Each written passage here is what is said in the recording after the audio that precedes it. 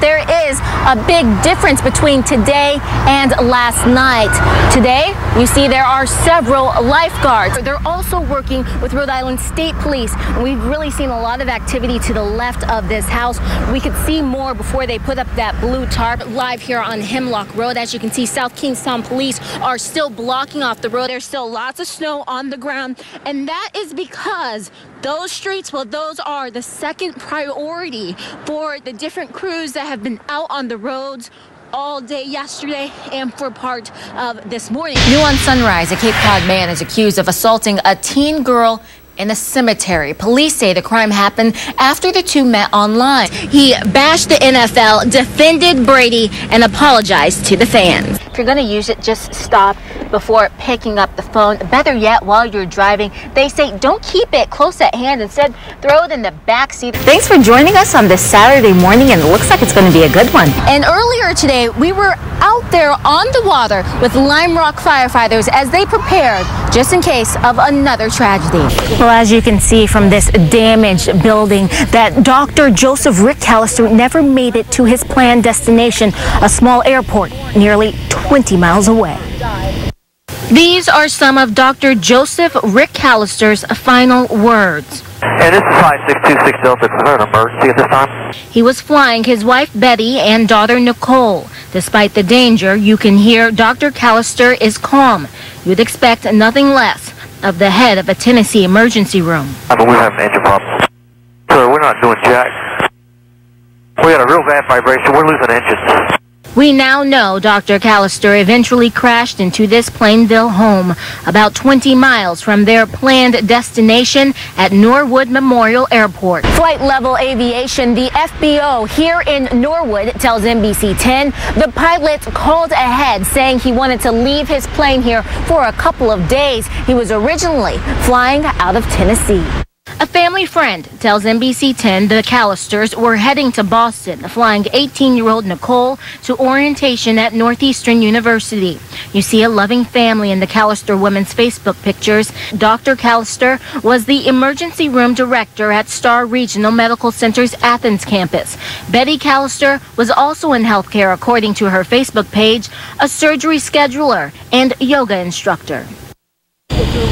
And I also learned Dr. Callister was borrowing this plane. It actually belongs to another doctor, also from Tennessee. Reporting live in Plainville, Sierra Putman, NBC 10 News. And only NBC 10 Sierra Putman spoke with the alleged victim's father. Sierra, he helped police solve this case. That's exactly correct, Patrice. Now, this father flew all the way from Texas right here to Rhode Island to help police save and find his daughter and get her out of the dark, seedy world of sex trafficking. Well, my daughter was enticed by an older man online to come up here. You know, it turned into a bad situation. And that's what happened to Brad's 17-year-old daughter. NBC 10 met up with him outside the Providence Police Department Friday on his way to talk to detectives. The Texas dad tracked her down to Rhode Island after the teen ran off to meet up with this man, 34-year-old DeJuan Harris of Providence. Harris spent months trying to lure the teen via the internet. I had the backing of everyone at home. They said, whatever it takes, bring her home. So that's what I did. Brad and police used the teen's ATM card records to help track her.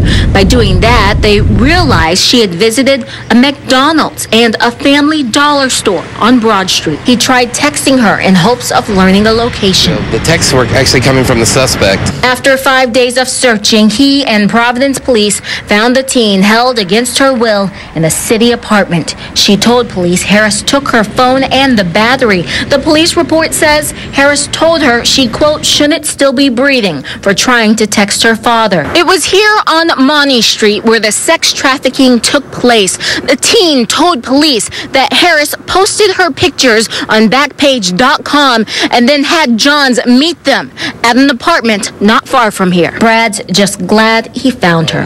When you saw her, I was shocked at first. It was surreal. It was a surreal moment. We made the eye contact, like, yeah, this is over. This is happening. We're okay now. The message to parents is, you know what? You have the right to interfere in your kid's private life. You have the right to save their life, basically. Now, her father tells me he's just excited that they're going home and that she's safe, but he says they have a lot of talking and a lot of counseling ahead of them. Reporting live in Providence, Sierra Putman, NBC 10 News. Only on 10 tonight, we are learning more about a cookie that sent several Providence students to the hospital. Turns out it was laced with pot, and several were passed out by a student at the Juanita Sanchez Educational Complex. Well, now several girls have been suspended, but one local guardian says not all of those kids knew what they were eating.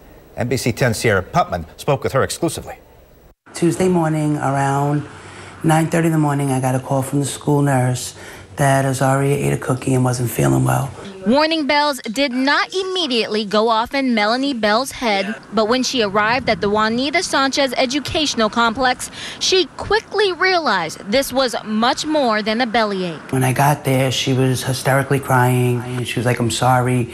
I ate a cookie." 17-year-old Azaria Randall was taken to Hasbro Children's Hospital with 3 other girls. I was scared to death. I was even more scared for her because she was scared, telling me, tell my family I loved them. The school department sent NBC 10 this statement, which says in part, the girls, quote, admitted to consuming cookies suspected of having contained a controlled substance. The cookies we're talking about could look like any homemade chocolate chip cookie that you would make yourself, possibly even look like this, but it turns out they were laced with cannabis. Bell's relief didn't last. Azaria and the other girls were suspended for 3 days. The district has a no tolerance policy. Police were notified and there will be a student affairs hearing. I feel that the suspension, I don't think is right, and now it's going to be on her school record, so when she applies for her colleges this year and into next year, it's a blemished record. She had no idea there was anything in the cookie. Azaria says she got a piece of the cookie from a friend, not the student who brought the pot-laced munchies to school. You think she's telling the truth? She did not know? She did not know. I could tell the reaction on her face. She looked me in my face and she was like, "I swear to God on your life, I did not know there was anything in that cookie."